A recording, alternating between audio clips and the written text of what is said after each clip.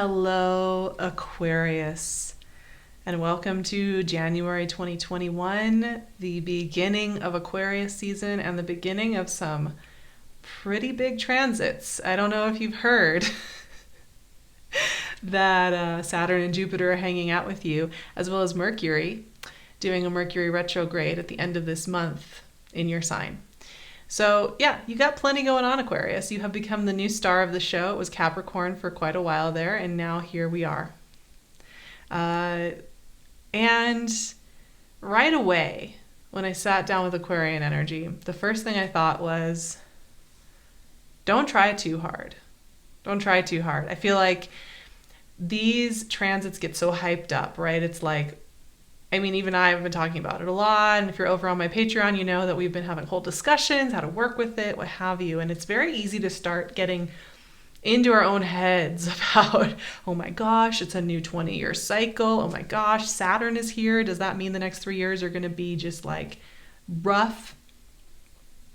I know a lot of you are having your Saturn return, or you're having a big moment with Saturn. Yeah, it's easy to get overwhelmed, but here's the thing. We have some time here. First of all, too, Jupiter is going to be just expanding your life, opening it up. You're going to be exploring a lot. And Saturn's going to help keep you grounded enough to build into that. And so this is an ongoing process, which is why the message, don't try too hard. Don't overthink it. Don't press, don't get yourself all like tense and try to push yourself into some kind of awareness of what it is you need to do. That's the number one thing this January. January is going to be a process. Even though you're Aquarius and you know how to work with your energy, and it's a part of how you move through the world, and that's all awesome. Having new energy like with you is something that takes a little bit of time, and kind of figuring out what that's going to mean for you. And I think and this is a message for January, not so much the whole overarching transits. Slow medicine is really important. Now that I said that, I'm going to have like a yawn.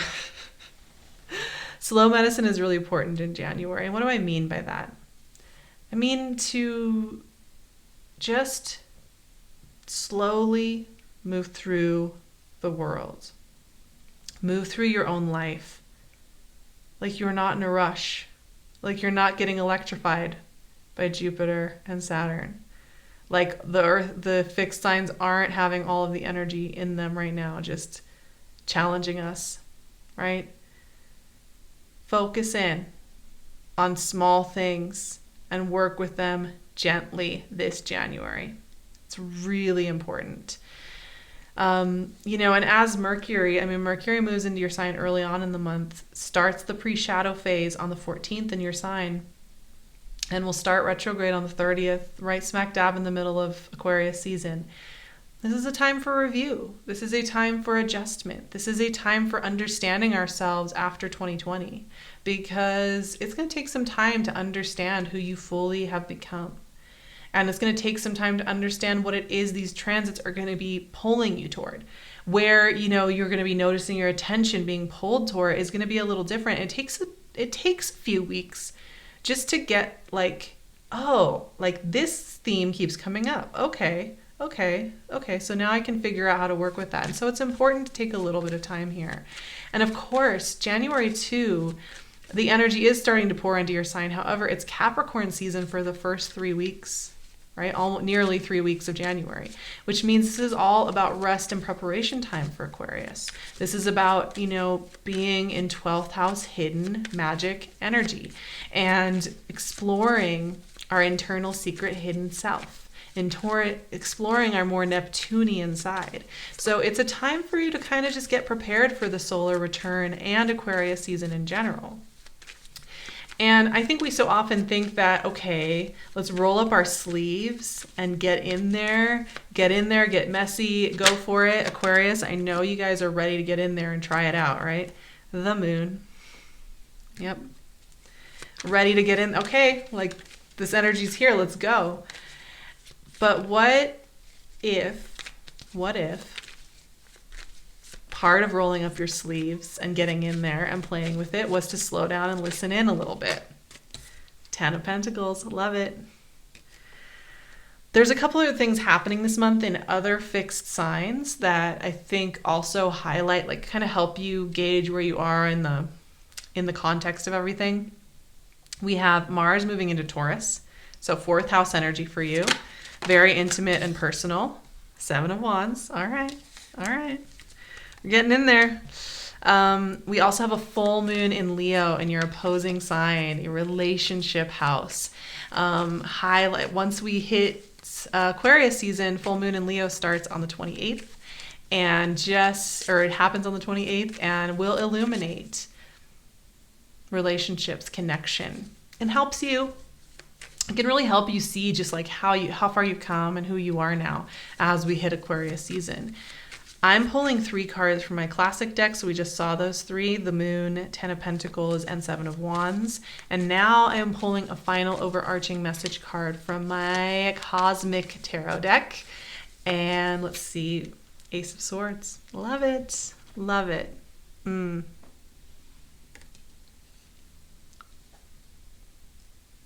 Okay, so this month starts off in Moon energy. And like I said, Mars is moving through Taurus. Uranus is going direct in Taurus, which is all 4th house energy for Aquarians. Hidden moon energy. This is about your intimate spaces, your hidden self. Capricorn season is also about your hidden self. It's about the self that you don't share with others. It's not about your performance self. This is about the self, your soul self, right? Your sensitive Aquarian self that like a lot of people aren't going to get the privilege to spend time with, right? Okay, so we're going to be starting there, and that's where the slow medicine, the don't be in a rush, don't overthink things is coming in here. It's wanting you to just get intimate with your intuitive sense of where you are now and feel kind of home in your own skin as things are now to help you open up to what is next, right? So this is important. This is not a part of the process to skip or to skim over or to fight. You know, you may feel like you need to be in a different modality, but the more you can relax into this at the initial part of the month, the more easily these next 2 cards are just going to flow out of you. So it's important to start off slow to speed up, right? Slow down to speed up is that classic thing, but it's so effective.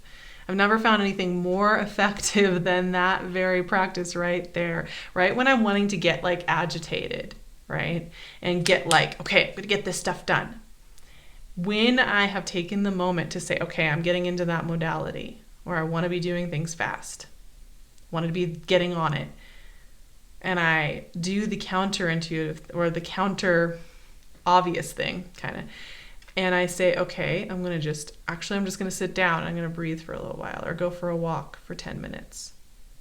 That's actually the thing that gets the thing done faster. So, big rule for January. Okay. Now these cards, legacy and competition, legacy and top of the heap. So these are quite opinionated, strong cards, right? And it is about rolling your sleeves and getting in there. And in 2 different modalities, right? Because 10 of Pentacles is the long game. This is what you're going to be building for the next few years, honestly.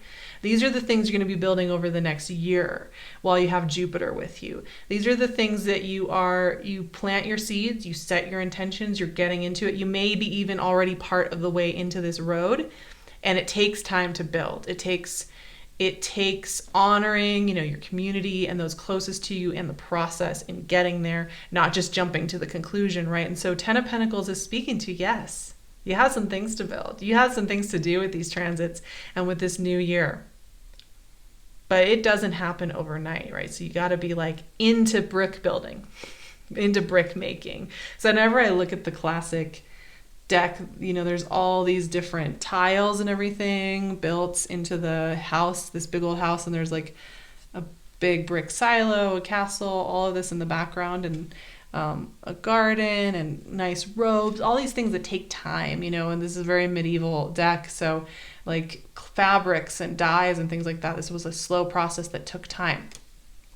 And with so much fixed sign energy lit up, most of us are learning what it means to take the time to go through the whole process, right? So that on the one hand, you have more of a macro lens. That 10 of Pentacles is like the longer journey of building what you really want and understanding that that is going to take time. And the smaller lens, the micro lens, which is the 7 of Wands, which is you getting in there. Okay, I'll admit it. Even with Mercury retrograde in your sign, even with some of the reflection of January, 7 of Wands is telling me, man, you have some things to just get in there and own and do, right? And I will say this, when Jupiter is in your sign, it's kind of a mixed blessing. On the one hand, yeah, it will make things happen really fast. On the other hand, it feels like, you know, there's a giant spotlight on you and you can't really hide from your own expansion. And for me, like 7 of Wands is like owning your spotlight, owning your power. And yes, it can be a bit opinionated. It can be a bit stubborn. I'm not saying that Aquarians can be a bit opinionated and stubborn, but I might be, it might happen sometimes. It is an opinionated, stubborn energy, and it is a strong energy, and it is an energy that is going to get in there and say, hey, I'm doing it this way. But maybe that's just what's needed right now. Maybe it's okay, you know, when this is something that's really something that you want to be doing, creating, acting on, making happen. I think 7 of Wands can be an immensely powerful, useful energy because it's that reflection of you just saying, you know what, I'm doing it, right? Just getting in there and really owning it. A lot of times this is about, I mean, it is like the card of higher ground as well. So it's not about getting into this pit and getting involved in all the arguments down here and saying, oh, this is, it's about coming back to yourself and saying, what is it that I'm really trying to contribute here? And coming back to that place to act. So it's really powerful energy and it's much more immediate. You know, Wands energy, fire energy is much more about what we're doing today, you know, how are you moving through the world today? And so this one brings us back to the present. Now, Ace of Swords was your overarching message from the Cosmic Tarot. Pretty clear, crisp energy, right? I like this. I like this a lot because I think about how much we've been working with Earth energy in general for the last year. Like it's been a lot of Earth emphasis. And to come into a sign like Aquarius and having the North Node in Gemini, having much more of the air energy playing and lighting us all up. It is a breath of fresh air. It brings a level of clarity. It can bring a level of clarity and understanding and incisiveness that sometimes is hard to get to when we're working with other energies. And for me, this Ace of Swords, it's like finally just having that clarity that maybe has been missing for a little while, but also this. I feel like when Ace of Swords shows up, it's not about quantity, right? It is about very specific things that you're connecting to. And yes, on the one hand, it will cut away any ties that are no longer serving. And in another way, it will cut open what it is you are stepping into. And it's always kind of laser precise. That's how you want to use Swords energy, right? You don't want to be using it as a blunt object to just smash everything around you. You want to use your words wisely. You want to use your thoughts wisely. And you want to use your energy wisely when you're working with an Ace of Swords. An Ace of Swords is also, though, an initiator, right? This is about something very specific getting started in your life. And it is tied to these cards that are tied to success and legacy and long-term building. So there are themes here that are giving you clues to what this year is about, what this time is about for you, and how you can use it to best effect. It's not about spreading yourself thin. It's not about spreading yourself thin and going really fast. It's about getting very specific and very focused and taking your time and doing the slow medicine until we start getting more into the flow and we can start getting this energy moving. However, I will say this, these cards are beautiful. Watch this month unfold from starting very slow to getting a little faster, to getting a little faster, to getting a little faster. It's going to be a fun kind of dynamic month for Aquarians as we get into Aquarius season. And I do hope for all of you January Aquarius is that you have a beautiful birthday and you take very good care of yourselves and love on yourselves, because you need that extra love. This year has been so powerful, and starting a new energetic cycle is no joke. So I have a New Year blessing for all of you. And here it is. May this new energetic chapter be full of grace and joy. May it be easy to hear your heart speaking to you and to follow it.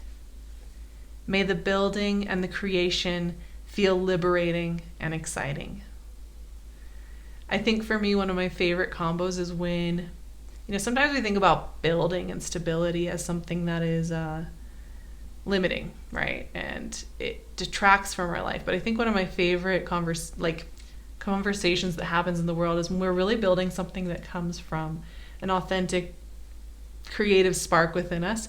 It's the most liberating, exciting thing you can do as you watch it build and expand and become something real. And that is a big part of the theme that you'll be noticing working with Saturn in your sign. Saturn's at home with you. Saturn used to be one of your ruling planets, or is still one of your ruling planets, but used to be the one before Uranus. And it is here to help liberate via stability and building. Wild conversation, but I love it. I am so excited for this time with Aquarian energy. I think I'm going to learn so much, and I think we're all going to learn so much, and I think some really amazing things are going to come from us getting the chance to work with this energy. So I'm excited to see what Aquarians themselves are also going to be doing as individuals. I will be doing a lot more conversations over on Patreon, so I hope you will join me over there. I'll leave the link below. We talk every week, we hang out, we're really cozy over there. You can find me on Instagram and my website, and I would love for you to stick around and subscribe and like. It means a lot to me. It really does, and I love sitting down and talking with you every month. And finally, but definitely not least, PinkLune's gorgeous jewelry on her Etsy shop. I will leave her link below if you're looking for some really beautiful, thoughtful pieces. And I will see you very soon for more Aquarius magic in February's readings. Have a beautiful January, my friends.